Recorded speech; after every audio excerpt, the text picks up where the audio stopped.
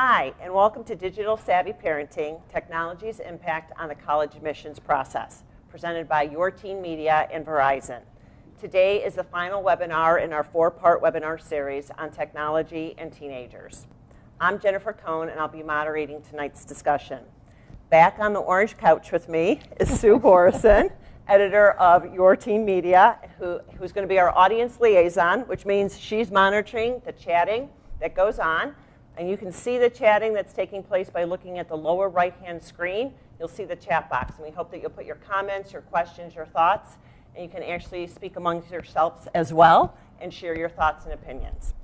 Before we begin, a couple of housekeeping notes. Please participate, as we said, in the chat section. We really like that. If you have technical difficulties, we have a couple of suggestions. One, switch to Chrome browser. That should help. Turn off all applications on your device and make sure that no one is streaming anything. And in the worst case, don't worry, we're recording our webinar and we'll send it out in a link in about 3 days, so you can always watch it then. And lastly, we'd love to have you comment on Twitter. You can use hashtag tech4parents, so hashtag tech4parents. We also have a contest. We've had it for the last few webinars.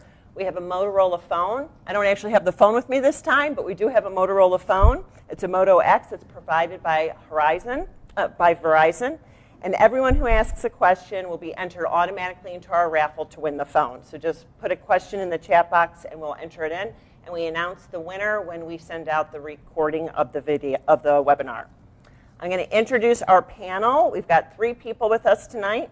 We have visiting us from Columbus. He's going to be on the web. He's not actually with us here in person, is Greene.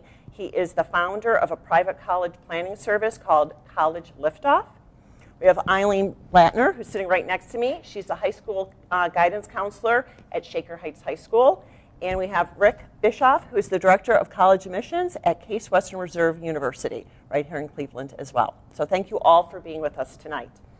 Just to give everybody an idea of how our program is going to run tonight, each of our panelists is going to give us some advice, just right off the bat, some key advice that they'd like you all to take away from tonight's conversation, and maybe share an emerging trend that they see in regards to technology in the college admissions process. Then each of them is going to speak on a topic that has some interest in regards to what's going on, both from a parent, a teenager, and from the college admissions staff. Then we'll do some Q&A, and then we're also going to get a second piece of advice from all of you. So be prepared with what else you want them to take away and remember, okay? So first, pardon me? You got it, Aaron? Yeah, sure do. Okay, great. So I'm going to actually, since you spoke first, Aaron, we're going to start with you. What piece of advice do you want to offer the parents right off the bat? Gotcha. In this process for admissions and what we do with our companies, we really work with students on looking for the proper school that really fits the student. We're seeing a heavy trend this year on students applying to the most amount of schools they've ever applied to. Common App has made things a lot easier and a lot more cohesive for students to be able to apply to multiple schools in a much easier fashion than it used to be. But buyer beware with that, in the sense of make sure you're still looking and searching for the schools that really fit you, the student, and the family best on a lot of different fronts. A lot of the being the academic and the career side, but also the financial side. Just make good choices when you're still applying. Don't just go and apply to 100 different schools, as we're seeing in some cases this year. Good advice. Thanks. Eileen? Mine's a little bit different. I'm going to start by telling you a humorous way not to be. In one of Edward Fisk's book, The College Deadline Planner, he had 10 top signs that you're a stressed out parent, and he also had the pre-college traumatic stress syndrome, the debilitating illness that causes moms and dads to take leave of their senses for months at a time. You may be suffering from this post-college traumatic syndrome if you attend 11th grade college nights while your son is still in middle school. If you propose the Fisk Guide to Colleges as your book club selection of the month, if you put the high school counselor's home phone number on speed dial, if you dig out old report cards to calculate your daughter's GPA to the .0001 accuracy, if you revive friendships with obnoxious in-laws who graduated from Duke, if you send flowers to the phone receptionist at Amherst, Wesleyan, and Carleton, and then you house hunt in Wyoming to enhance your child's geo appeal at the Ivies, you tell friends that we are applying to Stanford and Berkeley, you wake up your daughter each morning with a CD of the Ivy League fight songs, and you put vanity plates on your car reading 730V, 770M. For those of you who aren't yet familiar with the SATs, the V is the verbal, the M is the math, on your family SUV. Then the top 10 signs that show that the college rat race is out of control. Your son ignores the State Department travel warning to seek eye-catching community service experience among the Kurdish separatists near the Iraq-Turkey border. Your daughter complains that wheelchair-bound classmate has a better essay topic. Your son is distressed to learn that SAT does not offer extra credit. Mom has sudden falling out with her best friend when her best friend's daughter is accepted to Yale. Dad proclaims family will be allowed to communicate using only SAT vocabulary words. A private investigator verifies that student's great-great-grandfather was half Cherokee. Thanksgiving dinner conversation is devoted to critiquing college essays. Daughter memorizes Tier 1 and Tier 2 of the U.S. News rankings. Mom searches the web for car window decals that say, also accepted at. The message on the phone answering machine notes, daughter is a National Merit semifinalist. My advice to you is don't do or be any of those things. I see students applying to more and more colleges, families getting more and more stressed, and students trying to find a school that fits when they're not sure what fit means, nor are they sure of how they can figure out what a fit is. And when it's my turn later on, I think I'm going to try and help you do that. Okay, great, thank you. And you know what, I see myself in a couple of these right now, and I'm a little worried. I'm real worried. Okay, thank you. Rick. Yeah, and I have never met that parent. I am sure you never There's have. a long line out the door. Right. Related to technology, I would encourage parents to keep being good parents as you move through this college process. I would encourage you to have regular conversations with your sons and daughters, particularly around how they're using social media, what they're posting on social media, the perils of posting things that might be cute amongst their friends and might be funny if they're shared between two people, but shared between 2,000 might not be perceived the same. I would encourage parents to pay attention to what their kids are doing on social media and online. You know, for so many of our teens, this understanding that these things live forever isn't as obvious. And why we should expect our teenagers to get this when we know so many adults around us don't understand. I mean, how many weeks, you know, how many times in a week do we have a story about, you know, somebody else who lost their job because they did something stupid online? And I think, you know, those regular conversations with teenagers is really important. Emerging trend, I would say paranoia, because, you know, technology and particularly social media and how it impacts students' lives gives parents one more thing that they worry about, one more thing that they're concerned is either going to make or break, you know, the choices that their son or daughter has when it comes to college. Okay, great. Okay, thanks for all that great advice. The first thing that we're going to do is we're going to have Aaron talk a little bit about just how you can really use the technology to research schools and really find out where are the schools that have the right program for the right fit, but also understand maybe if they're the right price and how you can think about the return on investments that you want to get from your college dollars. So I'm going to have Aaron take it from here. Yeah. So a lot of what we do at our company at College Liftoff is we work with families on getting ready to go off to college and really look at this as what it is. It's an investment. It's a big one. Name something you spend $80,000 to $200,000 on, and we don't consult professionals. Here we have higher education. This is what it's become. So we like to think of this as buying a house. This is a kid getting ready to buy a house in the span of 4 years. So let's really break this thing down and analyze it.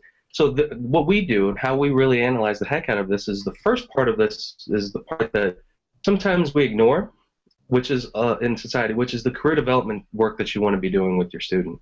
We do this ad nauseum, and sometimes up to a year with each one of our kids on an individual basis, just to make sure that we really can make sure they fully understand what it is that they're getting into, what are the fields that surround those interests, the whole 9 yards. Then we can go online and use tools and technology such as U.S. News and World Reports and find best schools in particular areas. You want to be looking at schools that are really strong in that student's interest specialties, not just even through U.S. News and World Reports. That's one source, but also looking at professional organizations that really do a great job of outlining what schools really do well with that. Take American Society of Mechanical Engineers, ASME, do a great job of ranking mechanical engineering programs. Same thing goes with like Bloomberg or Business Week. They rank business schools and break it down in particularly between finance departments to accounting to human resources to marketing. So taking a look at the sources to see really which schools are excellent in that student's particular area of interest is the next step. That way we can really determine that. The final part of that is understanding the money, understanding the financials of school. This process is just like buying anything else. Anything else. It's just like buying a house or any other big asset. You don't want to overpay for it. I always say, why go spend Porsche money on a Honda Accord? We're doing that all over college. So let's make sure that we're lining up what the cost value should be based off of the outcome of what the degree should be. So let's really analyze and see, what is that student coming out with? What's their anticipated annual salary going to look like? Let's start matching up debt and cost compared to that, rather than just saying, take on an X amount of student loan debt, it should be good for life. Well, we're saying that that's really not a good idea for a student. Student loan debt has become a huge problem in this country.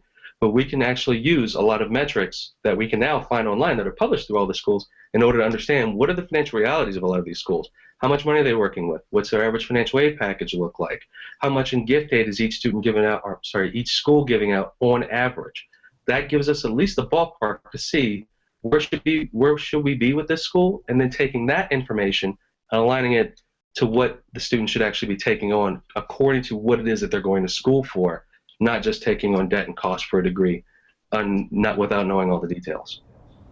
Erin, could you, I don't know if you have a recent example, obviously I don't want you to share anything that's not appropriate, but maybe just share an example of how working with the parents and the students you were able to use the information and really help the parents and the teenager come to a decision on what the right school was, with the right fit for the right cost, and making sure they were getting the right education that they wanted. Excellent. I can use a good example. We'll use a good example of, let's see, let's take nursing as an example of that. I have a student here in Columbus, Ohio, a student looking at particular nursing programs. Now, we've vetted through quite a bit in order to get there. We've looked at everything in the allied health fields, such as respiratory therapy, radiological sciences, biomedical science, the whole 9 yards. Looking at nursing, it's the proper fit for the student. Well, here in Columbus or abroad, we have about 12 different nursing programs, 3 of which here are in this city. One being Ohio State, another being a professional school called Mount Carmel, which is actually a teaching hospital you can go get a professional degree in, or we have another untraditional school like Capital University. So looking at that and seeing those 3 in tandem, the student can study those 3 metrics. Now, Ohio State has the biggest numbers according to man on nursing. They're fantastic at it, the whole 9 yards. The question is that the proper nursing program for the students? That's what we have to ask. And is it at the right cost value? Well, Ohio State, out of all the options, on paper, looks to be the cheapest. But here's the situation. They also have the hardest point of admission to get into the program. First step in order to get into the Ohio State nursing program is you have to get into Ohio State, which as of this year is a 59% acceptance rate. Then you spend 1 year into the pre-nursing program, which then has a 33% acceptance rate getting actually into the program itself. Looking at that as an ultra-competitive program with a very big hospital, this really isn't this student's style. So taking a look at a program like Capital University, small school here in Columbus, right at around a $30,000 price tag. When you count room and board, it's around 40, but they have a direct admissions nursing program. And oh, by the way, their program really works really well with Nationwide Children's Hospital here in Columbus. That's where they send most of their students. The student wanted to focus mostly on pediatrics. So right there, the academics really fit the student. It's a lot less competitive. It's more of an academic fit. On the other part of that, on the financial side, we still have to make sure that the cost structure meets that. Looking at an average starting salary for a nursing student coming out in this city or around the space is right at around $50,000 with a BSN coming out. Knowing that, that student should be only taking on about $25,000 in student loan debt in total over the span of 4 years. Capital has a great history of doing very well on the financial side of things. They negotiate, they do a great job of actually making the price tag work for the family and the student. So by working through that, we can really see and work with the financial aid department in order to make that happen. Long story short, her financial aid package ended up coming in and it was fantastic. It works out. So she's only taking on 24 grand in total in student loan debt over 4 years. So Aaron, if a parent or a teenager is looking for this information, is all of that information just online and they just have to really search for it to find it? It's I'll say this, Jennifer, yes it is, but it's just like learning tax code or anything like that. It takes a bit to do it. I tend to say, I wish I didn't have to exist. I wish this process hasn't gotten this convoluted. But the truth is, it is. When we're dealing with money of the scope of you or of a family buying a brand new car every year, and in some portions, a brand new high-end car every year, a lot of things have to go into place when we're doing that. Okay. Yes, this stuff we can find online, but boy, it takes a lot of navigating and a lot of know-how in order to do so. Shucks, I could go build my garage, but I'm having that contracted out. So. Okay. So Alan has a question for Rick. Looking a little bit at the technology that's available right now, one of the things is virtual visits to schools. So how do you feel about that versus coming to the campus in terms of what the child, the applicant sees, but also how the school perceives that visit? A virtual visit is certainly a good first step to get a sense of, what does this place feel, what does it look like? But a virtual visit isn't going to give you a sense of what it feels like. Mm-hmm. It doesn't give you an opportunity. I always encourage students, go find out where students hang out and then go sit and eavesdrop on the conversation.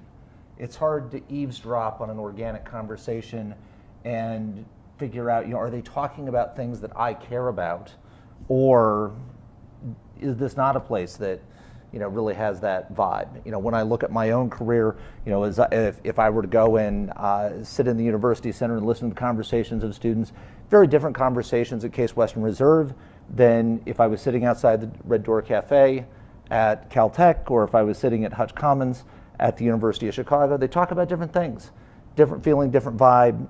Really hard to get that in a virtual visit. The other thing that you need to recognize is a virtual visit is controlled by the admissions office. And I love the admissions office. I love my colleagues. They're good people. But we always want to put our best foot forward. And, we want you to get out of our office and into the wild and talk to random students, random faculty.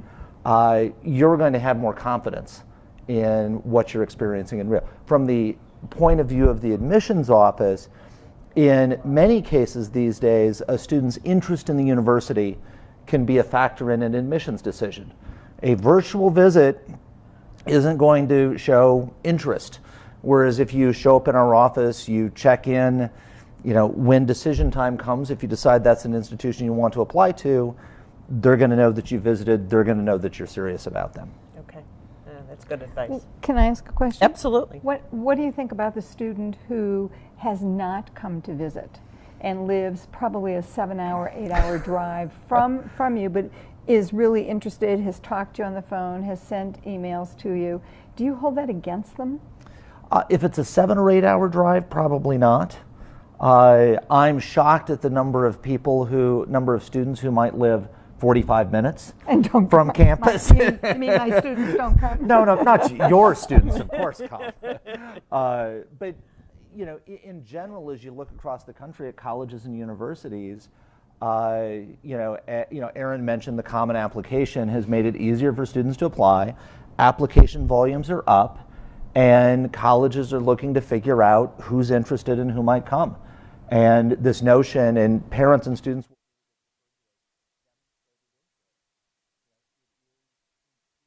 a factor in admissions decisions in offices across the country. Mm-hmm. Okay. Or are you a stealth candidate? Yes. Okay. So Eileen, I'm going to ask you to speak on your topic now. So Eileen is a high school counselor, and one of the really interesting things is a lot of technology coming into the high school counselor process that the students have access to, that the teenagers have access to. So I just want you to share, what's happening and how you're using it and how it's impacting what's going on. First of all, I still find it very humorous that I'm here talking about technology, because technology has never been my best area, but the product that we have at our high school that I believe you have at Orange, and I know I believe Beechwood has it and Chagrin has it. A number of the schools around here have it. It's called Naviance. And it is a program that parents log into, that students log into, and that the counselors log into. And it is a very, very simple one to use. If you log into Naviance, there's a home page, and on the home page it tells you all the things that there are that you can find on Naviance. Everything from a career search, which is what I would want you to be thinking about right now, because when Aaron started talking, I was thinking, yes, it would be great to be able to look for a fit. But the first thing that you have to do when you are looking for a fit is to know what it is that you might want to study. Since students change their majors all the time, this is just something where they're going to begin. But by taking the career search on Naviance, the first part that you do is something called the personality profile, and it asks you questions. Are you more like this person? Are you more like that person? And I've been asking the students to take it for the last 3 or 4 months, and I never did it. I just asked them to do it, and I asked them, did they think it was accurate, this or that. I finally sat down and took the time to find out if, in fact, it was good. And I think it's really great. You go in first, and it gives you the old letters that you used to get when you took the interest inventories of the olden days. And the I that was the idealist, or the R that was the realist, and all the different letters that would help you put together a career that might help you. And then I went back to my old notes from years ago when we didn't have Naviance, and we didn't take the test to help us figure out what we wanted to be. But there were different clusters of careers that went together with those letters, so that students can go in, find out what their personality type is. And then as soon as they finish doing the personality type, there's another section that you go into, and you go back to the About Me section, and the next thing that you can take is their cluster profiler or career interest profiler, and they can view the occupation list that would match up with what they find out about themselves. When I took mine, I was realistic, I was investigative, I wasn't real artistic, but social. I came out big in social. So you find out these things about yourself, and then it gives you careers that possibly match your personality, what you might want to do, not necessarily the doctor, the lawyer, the accountant, or the nurse that you'd been hearing about since you were a little kid. These were some different ideas that you might want to do. And then the next thing, there was a final step you could do, and then the next thing you can do is on the careers, you can put it in and find out information about it. After you find out what you might want to do, you can go into, and I just logged out of this, you can find out what you might want to know about colleges. There's something called college search. You click on colleges, and then after you click on the colleges, you can do college search. And it'll ask, do you want to go 2-year school? Do you want to go to a 4-year school? And I'm not going to go through every single one on it, because if you have this wonderful tool at your school, it's great to go through it. And then every now and then it'll say to you at the bottom, do you want to see your choices? No. You want to keep going? Next. And you go through the whole thing, and then it'll come up with a list of schools that you might be interested in going to. Now, that took into account the characteristics that we always ask students to think about. They don't even know what those characteristics are. They have no idea. That's when I tell them, you don't have to go on a college trip far away. Just go somewhere within the city. If you want to see a small rural school, go out and look at Hiram. It's not even an hour away. If you want to see a school in the middle of a city but actually has a campus, go down and see Case Western. If you want to go to see a school that's a suburban school, go take a look at John Carroll. And if you want a concrete campus, go look at CSU. And it gives you an opportunity. And then I say, and if you really want to look at a mega school, take a 2-hour and 15-minute drive down to Ohio State. That way, you can get a feel for what we mean when we say an urban school, a rural school, a suburban school, and size. You then get to see, what does a tiny school look like? What does a mega-sized school look like? What does a medium-sized school look like? So that these characteristics start to have more meaning, because they'll say to you, oh, I love the idea of a rural school. And I'll say, that's great. Go, and they're a good, strong student. I'll say, go look at Kenyon. Go look at Oberlin, because they're close by. They can go and look at them. And then they'll come back and say, oh, because they really didn't get what it meant. Eileen, I know one of the other things that I really found helpful with Naviance is when the kids are looking at schools to kind of really figure out realistically what is their chance of getting into the school. You know, because it's so easy to apply, they think that they should just apply and apply and apply. But there's a reality that they're not going to get into every school. So I know that Naviance and many of these other systems, they kind of show you the potential or the likelihood in regards to your grades and how they may help you in regards to knowing if you have a good chance or not of getting accepted.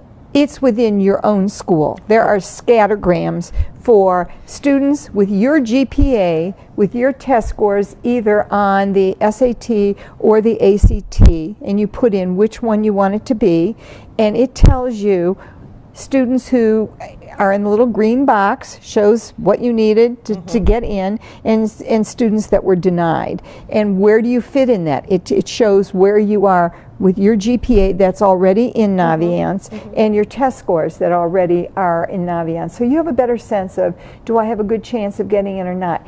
It's dangerous to use it without some guidance from a counselor, because there are always going to be reasons students get in that don't have anything to do with test scores, don't have anything to do with your academics. They may be the kicker on the football team, or they might bring diversity to the campus, or they may be a phenomenal actress or some other thing that the college would want to have. So we have to be able to say to them, even though your average is more like this, that doesn't mean you're definitely going to get into the school. Or not get in. Or not get in, right, or not get in. I just want to say, first of all, wherever you are sitting right now in the country, you can take that same advice and look around your neighborhood and see what the shortest drive is to get to your closest rural school, and do the same thing there. And then my question for Rick, because there's maps. and then my question is, if your school isn't using Naviance, are most schools using some kind of program? Are you aware of that, or? Well, I mean, most schools are using Naviance. Naviance is like Google. Oh, yes. Okay, well, that was nice. Right, because the Common App is married to Naviance. Oh, when the student fills out their Common App, puts it in, we fill out the information on Naviance through the Common App school report form, and then when the student's ready, they tell us that they've sent theirs, and then we can push submit, and then Rick gets it the next day, and it tells me that it was delivered. I wanted to ask Rick, knowing that the kids have access to all of this information, do you think it is getting the right kid to apply to Case Western Reserve or whatever is the right school, Or do you think it really is compounding things and they're just applying to a lot more schools? I don't think Naviance is the driver. I mean, certainly students are applying to more colleges. I mean, there's no question about that. I think the compounding factor here is as application volumes have gone up, the decisions from colleges seem more erratic. And students, and I'm looking at Eileen to see if, yes. If I think about, back when I started my career in 1989, things were pretty rational, and people in Eileen's role, they could look at students and say, oh yeah, you'll have a good shot here, and not so much here. And these days, we're about to release our early action admissions decisions on Saturday. And I know. And we thank Rick very, very much for sending them out on a Saturday so the students are at home. They're not comparing what happens with everybody else. Right. It's wonderful. That's very deliberate. We don't want to disrupt the school day. But I think today it's hard for students to understand. Who's getting in, who's not getting in. It's hard for parents to understand. They want the world to line up by SAT scores and GPAs. And what they have a really hard time understanding, particularly as you're looking at selective institutions, you can have two students in the same class who get the same grade, who have very different experiences in that class, and who teachers write about very differently. You have students who are engaged in the community very differently. That might have same GPA, same SAT scores, and particularly at the selective institutions, particularly at the selective residential institutions, we're not just thinking about the academic side. We're thinking about these are students who are going to come and live in our residence halls. They're going to perform in music groups. They're going to play on sports teams. You have a good place kicker? I'll let you know later. Okay. We care about those other things that a student is going to bring. That doesn't show up on scattergrams. And so I think that the response from a lot of students and parents has been this idea that, well, I can't predict where I'm going to get in, so I'll just do more. Because more is going to increase my chances. And I would actually argue that technology has been a real enabler here, where, in my experience, more doesn't increase your chances because it's hard to apply to a lot of colleges well. And you can actually diminish your chances. Did you want to say something, Aaron? Yeah, that's a great point. I had actually, Rick, to go off of that, I had a great conversation a few months back with your equivalent at Ohio State. And he equated this process for students as no longer just an issue of, like you said, grades and test scores. This is, for the parents, think of more along the lines of hiring practices for a company. So we all go to work somewhere specifically, where we may have 3 or 4 A+ students coming out of school or coming into the program, and you're going to take the 1 or 2 that fit your culture. And that's what this is like nowadays. So for the student, they really have to really hone into finding the schools that fit them a little bit better as far as a cultural standpoint and what their motives are, in the same way vice versa. Okay.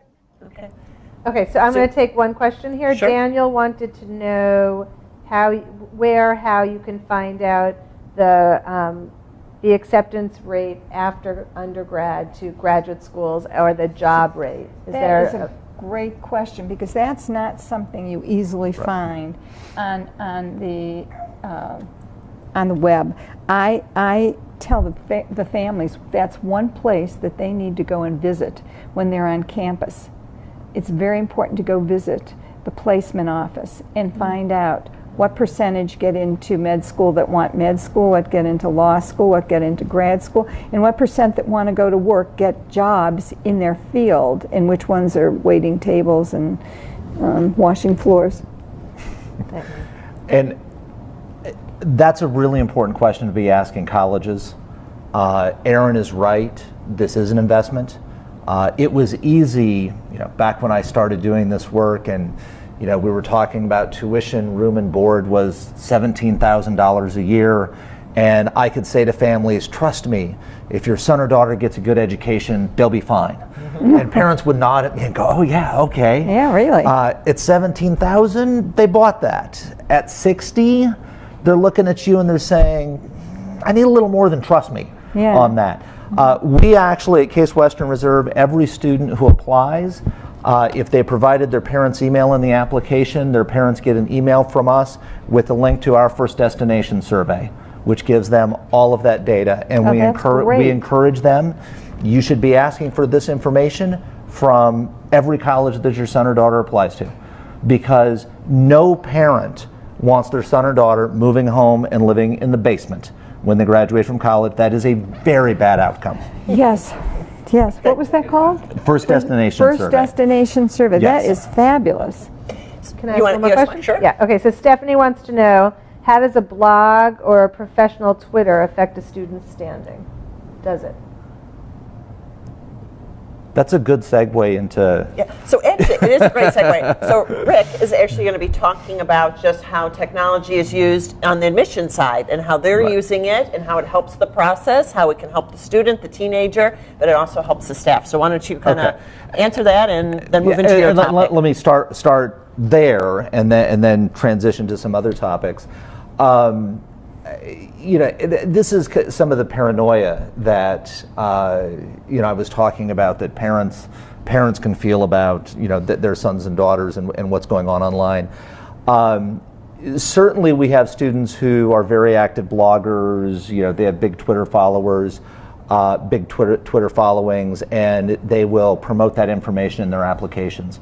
And that's something that can be positive. Mm-hmm. The key, not just with these technological questions, but with everything, is authenticity. I believe that as we read applications, we can smell the overt influence of the 40-plus-year-old in the college admissions process. Essay writers, they write about different things.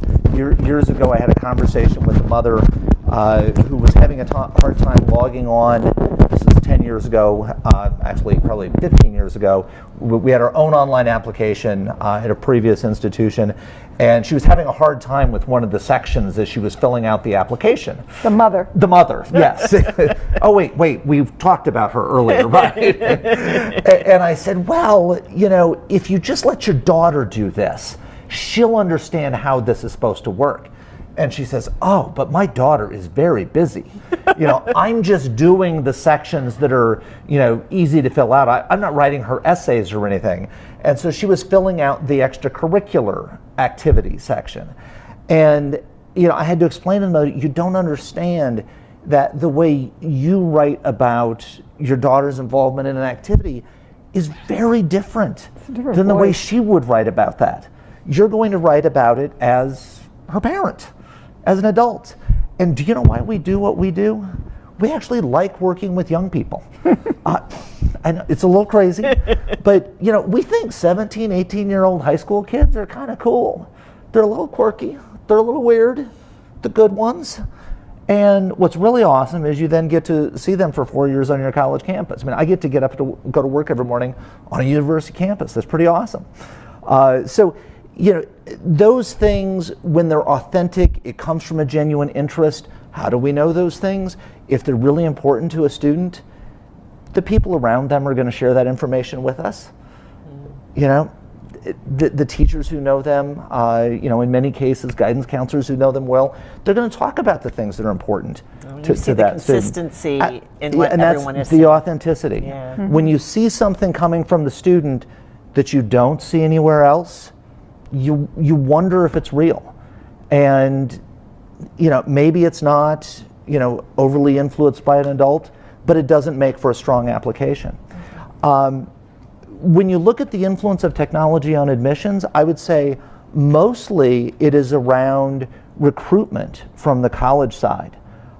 It's around our ability to communicate and engage with students in a way that, when I started in 1989, we wrote lots of letters to kids. You didn't send an email because we didn't even have email in the office when I started doing work. And this thing called the internet was something that was just becoming. I I was involved in leading the effort to put up the first admissions webpage at McAllister College way back when. Very crude back in the day. And now, we do a lot of communication with students through email, which is very easy. And I know people will say, oh, students don't use email anymore. We actually find students they conduct business through email a lot. And they do a lot of communicating with us. We can communicate through things like Facebook, through Twitter, and it's a two-way dialogue there. And that's one of the things that we really find interesting is, somebody will tweet something about Case Western Reserve, we'll follow up with them on that, and you engage with the student in a way that you couldn't before. You go back 15, 20 years, your life as an admissions officer was on the phone. You were in your office taking phone calls from parents and students all day long.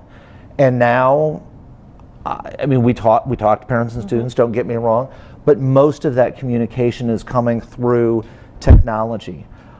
Different ways for us to get our message out in front. I was actually, the winter baseball meetings just ended today. Masterson has signed with the Red Sox, by the way. And so I was on ESPN looking to see kind of what was going on. And it was awesome because there was a Case Western Reserve ad encouraging students to apply regular decision. And that's because on my phone, I've clearly been on the Case Western Reserve website. Technology knows I've been there. They think I might be interested in Case Western Reserve, and now we can promote that message. That's just incredible. like, haven't you ever noticed, I did a home renovation a year ago. You look at lighting one evening, for 6 months, lighting is following you around the web. Yeah, that's true. Okay, Can I great. go to one more question now? Sure, Okay, absolutely. so Mona wants to know what websites are best for finding scholarship money.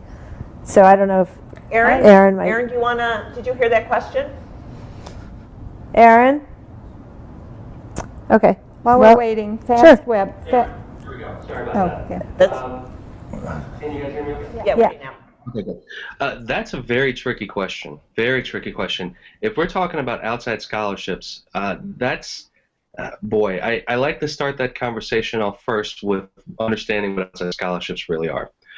They really are an unregulated form of financing that can come to the students, but the part of the problem is that you really can't decipher which scholarships are good or which ones are bad. So just jumping on the FastWeb as a good example can be a little bit detrimental, because if you really go through and study the scholarships that are on FastWeb, not all of them are really good. They're scholarships where they'll say they'll give you $1,995 because you were born in 1995. Of what purpose is that? So looking through and sifting through and finding scholarships that really are meaningful is really a hard task to do, because you never know who's just out there fishing for your information, or even worse, fishing for for Social Security numbers. So being very cautious online about sifting for scholarships is very important. And also understanding the place for outside scholarships too is important. In no way, shape, or form is it going to ever pay for your entire education. That's first and foremost. No one outside scholarship, it's not like hitting the lottery. The most amount of money you get for college will come through the universities themselves. That's where you have to go to. That is where your main source of scholarship money is going to come from. So starting with that, looking through scholarships for the schools. Most of that money is automatically generated and goes to you through the admissions process, but sometimes there are secondary scholarship offerings. There are schools that, like Kent State is a good example. If you Google Kent State University scholarships, you'll find a form where they apply literally a secondary form of scholarships to the student if you apply for it. Most of that's money given through private donors that want to actually give money to students for particularly earmarked things. So as a good example, I'm a graduate of Ohio State. I came from Cincinnati. I could earmark a scholarship at Ohio State for a particular student that went to my high school, and they would give it out. But you have to learn to look specifically for those. In the case of outside scholarships, knowing your sources is extremely important. That's the first and foremost space. So FastWeb, I'm not a big fan of. Scholarships.com, not a big fan of. I tend to go to the more trusted known educational sources, such as Kaplan and especially Peterson's. Peterson's does publish a pretty good guide that you can actually pick up at Barnes & Noble, so does Kaplan. But they also have a fairly decent online search engine for scholarships as well. So when you do find them through those particular areas, the first measure of seeing if the scholarship is legitimately good pick up the phone. Most of the scholarships, if not all of them, should have a phone number and a website included. Vet them just like you would any other service. Check out the website, give them a call, double check, make sure they're legit. Most Eileen, I schools, think you wanted to add something. I wanted to say that on Naviance, there is a place for each high school to add their own scholarships in so that they can vet them first. So if we go on to FastWeb and we can find ones that we do like, we can go from FastWeb, add it onto our scholarship, and we have someone in our building that does that, and we'll put them on there. Unfortunately, it's the parents that need scholarships, not the students. And so very often you find it is the parents doing the scholarship searches rather than the students doing the scholarship searches. But bulletin boards in schools are very good places to find opportunities for scholarship too. So not high-tech, just the bulletin board. Well, I mean, we find that many of our students are very successful at finding outside scholarships. And depending on the policies of the college or university that the student is attending, those outside scholarships can really add up and make a big dent. You know, as Aaron was talking about, you know, a student who might be borrowing $24,000, you know, you bring in some outside scholarship dollars that might reduce the amount of debt that you need to take on. We do find students who will use FastWeb. You know, with anything that you find online, you need to be a critical consumer of that information. Just because it's on the internet doesn't make it true. We also, you know, there are, you know, big scholarship organizations, you know, like the Gates Millennium Scholarships, you know, where your school counselors can talk to you about particularly the big scholarships that a student might be eligible for, might be competitive for, and looking in your local community. In your local community, there are often $500, $750, $1,000 scholarships, and so often students say, "Oh, well, you know, for $500, that's not worth it." We will see students who will come in. You stack 7 or 8 of those together, it suddenly adds up to significant money, and I think it's worth the effort for students and parents to pursue that. Yeah, I know many of the PTAs, the school foundations, Kiwanis, a lot of them also are providing a lot of scholarship money as well. Right. Yeah. So and that's all pursued through But the high school. because it's important for parents to encourage the students to do it, because the amounts are not very large, students tend not to be willing to Spend do the it. time. Did you want to add something, Aaron? Your backyard. You typically don't have to go a lot further. Rick is absolutely right. Take a look and see from the employers, from the parents. Take a look and see from your particular county, the foundation. Your surrounding counties may have a lot of those. Anything in that general space. The spaces we don't typically think about are where you're going to find a real scholarship. Okay. Someone asked, Leslie asked, in fact, her school does not have Naviance. So can you suggest, if your school isn't using any of those resources, how a parent could go about doing that research on their own? There's some great financial aid resources. I don't think they mean just financial aid, like the whole all of them. You're starting the search without Naviance. Where do you start? I happen to be a proponent of FISC Guide because he uses guidance counselors. So the FISC Guide to colleges lists stuff about schools, but he has other books that talk to finding the right college for you. And if you go to a bookstore or the library, you can find information that way. That happens to be, I think, a good one. There are others that are written by other people like Rick, who have worked in the admissions office and written books on how you go about applying for college, how you go about finding colleges. Where I turn when I'm looking for quick and easy information about colleges, where I may need a data point, is the College Board's website, Big Future. That is, I find, one of the most up-to-date websites with college information. Because the College Board is a member organization. It is the members that are supplying on a regular basis all of the data, and it's an important relationship for the colleges. So that's a great resource if you don't have that resource within your school. If there's some parent out there who is hyper data sensitive, And one of the places that you can go is to the Department of Education and IPEDS. Don't ask me what IPEDS stands for, IPEDS. If you Google IPEDS data, that is the Department of Education kind of data warehouse where all colleges and universities are required to report data, and they have reams and reams and reams of data. So if somebody's a super analytic data hound, you can find tons of stuff that'll never make it into any guidebook about university finances, faculty, everything you could ever imagine. Great. So we are going to be wrapping up our webinar. So I want to see, Sue, is there any one or last two questions, trends that you're seeing in the chat box? I think that people really want more information about scholarships. So is there, again, we're not going to cover it all tonight. Someone asked, when's a good time to start applying for scholarships? When does that take place? And then are there resources they should go to?